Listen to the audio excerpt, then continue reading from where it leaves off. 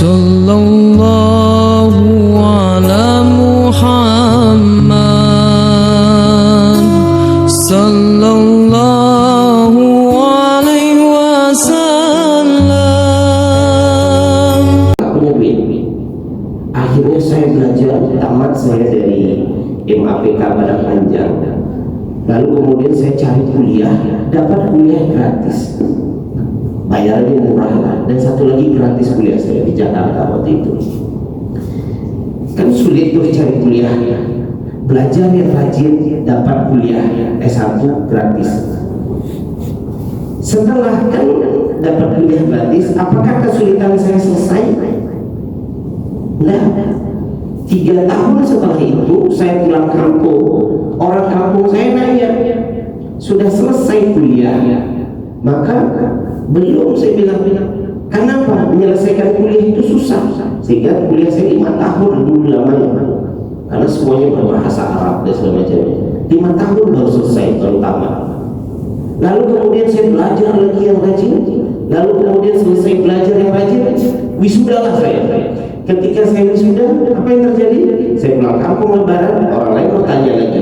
Apa pertanyaan orang lain? Sudah bekerja, gitu kan?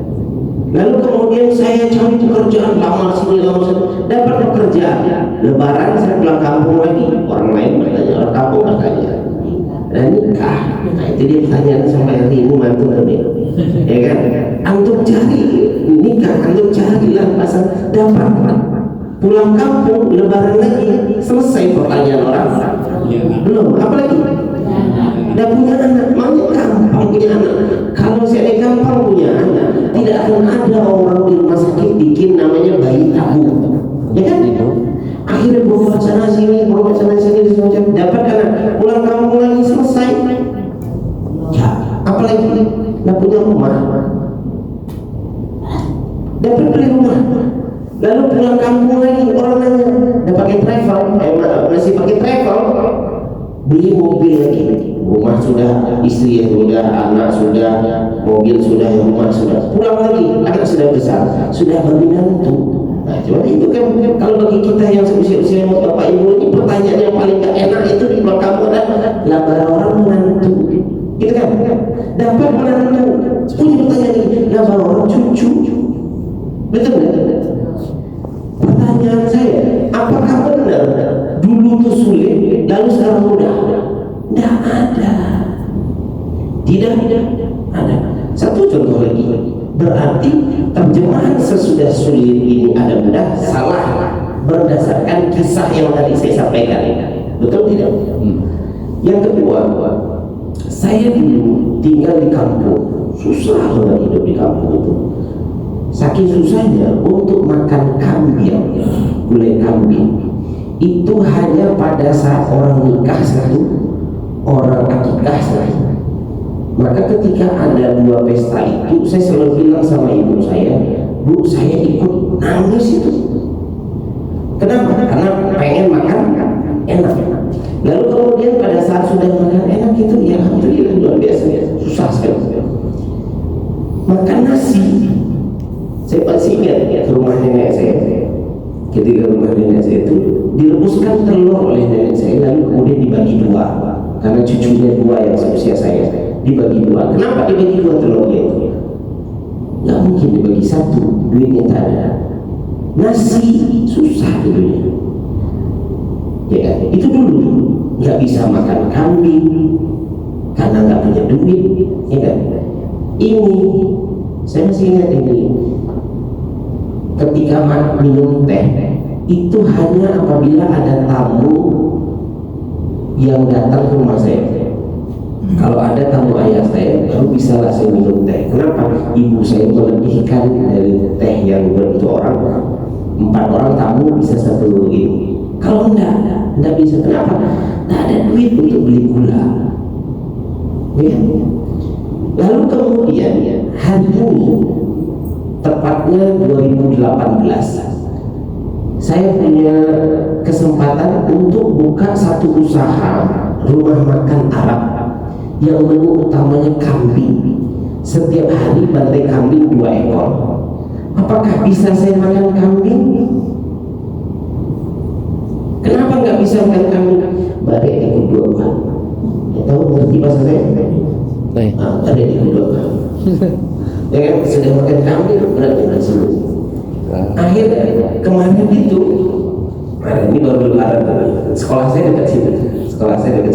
Saya dikasih kambing oleh dari orang BRI, anak-anak itu mondok di tempat saya, dikasih 5 ekor kambing. Jadi sehari itu saya bantai kambing 5 ekor.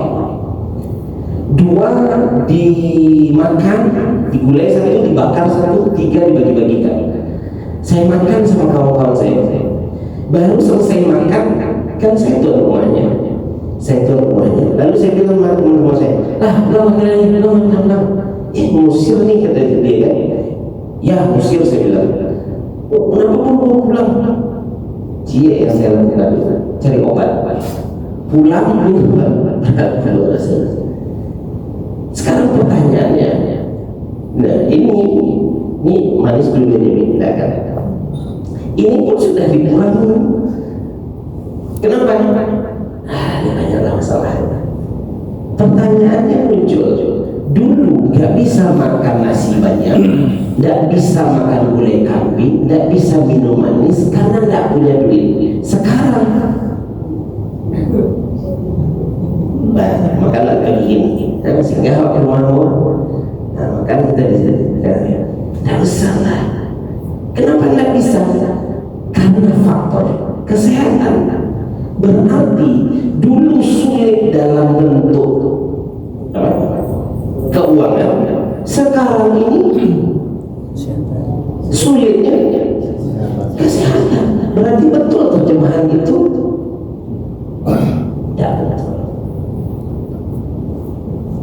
tidak betul, sangat tidak betul. Kenapa sangat tidak betul? Karena ternyata dari kisah yang saya sebut ini sama tak dengan Bapak Ibu semua? Pulang kampung Bapak Ibu, pulang kampung kan tak ada yang asli dalam teman karya, kan? Ada orang asli zaman karya? Tak ada kan? Pulang kampung Bapak Ibu semua. Lalu ketika pulang kampung, ibu saya usianya 73 tahun. Ibu saya usianya 76 tahun. 76 tahun. Bukan, dia 49. Berarti 77 tahun. Pas pulang sarapan pagi, ibu saya pulang kampung kemarin. Ayo makan. Dia nasi, batang buah, aduh gulai, makan batang buah pagi itu. Habis itu kopi saya. Ibu saya kalau nggak minum kopi saya kepala dia. Saya ditanya sama ibu saya, nggak makan. Terus apa makan? Buahnya. Tapi dia nak itu. Nah, kenapa? Karena ada faktor. Bedanya kalau kita pulang kampung, orang kampung kita itu dia makan banyak, nggak ada masalah. Meskipun uangnya kurang, uangnya nggak semuanya orang di kota, tapi orang di kota duitnya banyak. Permasalahannya apa? Jadi kesimpulannya ke satu kedua, saya mau kasih beberapa bukti sama Bapak Ibu bahwa saya terjemahan ini tidak benar atau tidak tepat. Yang ketiga, dulu ibu-ibu usia 15 tahun, ada yang menikah di atas usia 18 tahun? Ada orang yang ada usia 15 tahun. 15 tahun ibu sudah bisa apa dulu? Dia bisa semua. Anak-anak usia 15 tahun hari ini sudah bisa apa? Gak bisa. Dulu ketika kecil saya masih kecil itu nyambi rumput Jawi, sapi, lalu cucu, lalu kemudian ya susah hidupnya dulu, udah pada pisah ya.